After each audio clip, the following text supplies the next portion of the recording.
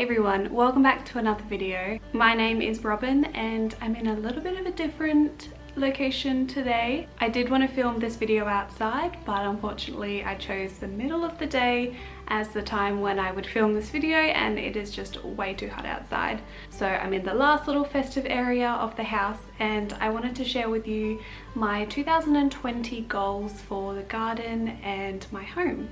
So I would recommend grabbing a cup of tea. I have a peppermint tea in my new favorite mug that I got for Christmas, and I'm going to run through some of my 2020 goals, and I would love to hear what yours are too regarding the garden and homesteading. I was inspired by the Stivers Homestead.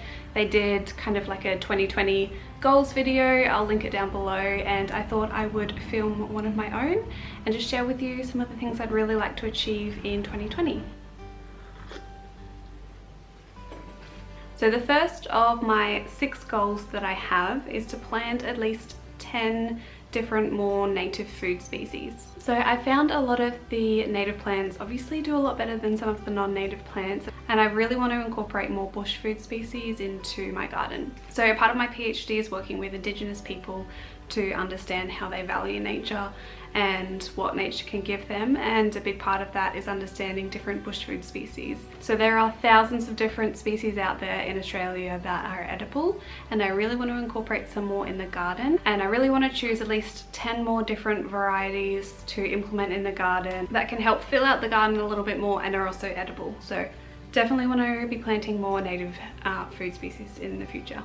My next goal is to be brave and source free materials for compost. So I'm sure, as you all know, I am pretty interested in making my own compost and building my own soil, which I've achieved this year, but I really want to start doing it on a bit more of a larger scale, and that requires me to kind of step out of my comfort zone a little bit and ask people for materials that I wouldn't otherwise ask for. So this is things like food scraps. I'm going to ask some of my friends if I can collect their food scraps every few weeks, even places like cafes or restaurants.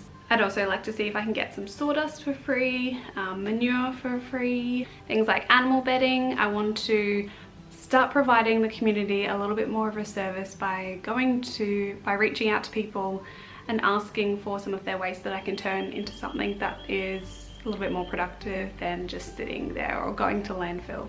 My third goal is to not buy greens all year, including fresh herbs. So I want to be self-sufficient with all of the greens that we eat this year, and if that means that we can't grow certain greens in certain times of the year, like lettuce at the moment, then I don't want to have to go to the shops and buy lettuce. I just want to adapt how we're eating a little bit and eat other things like the warrigal greens or saltbush or herbs that are growing well at the moment, instead of going to the store and buying lettuce. So I'm not going to buy greens all year, and I will keep you updated on how I go with that. My fourth goal is to grow, dry and preserve my own tea blend. So I am a big lover of tea. I drink tea pretty much every day. I collect mugs, I drink all different types of tea, but I would love to grow and dry my own tea blend. So I've planted a lot of rosella trees, which I'd really like to make a hibiscus tea out of. I really want to grow some more chamomile this year and start drying that.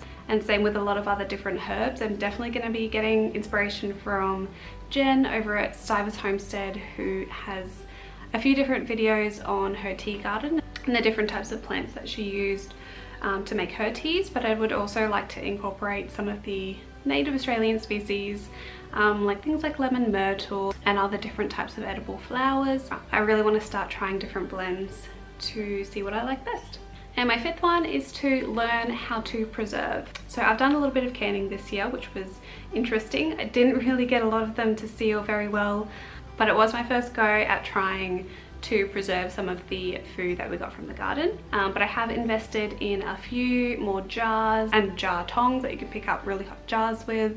So I want to start learning how to can things a little bit better and preserve what I get out of the garden. I find doing things like pressure canning really nerve-wracking. I don't know why. I just kind of need to get over it and go buy one and then start to do it. And my last goal for 2020 is to reduce my carbon footprint. So I don't mind if you believe in climate change or not. I have without a doubt seen changes in the climate in Australia, particularly where I used to live on the coast. I've seen drastic changes, whether that be from climate change or just the impact of people on the environment. So I do have around 6 years experience working in environmental science, and I've studied the environment to death, and I really want to start to see a few more positive stories, I suppose.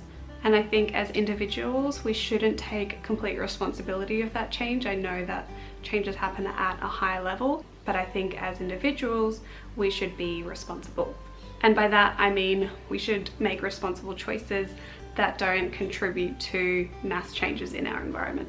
So things that I want to start doing is to drive the 2 cars that we have less. So if I know there's a day when Scott and I are both going into the city for work, I'm going to just try and take the 1 car and catch public transport the rest of the way if I need to.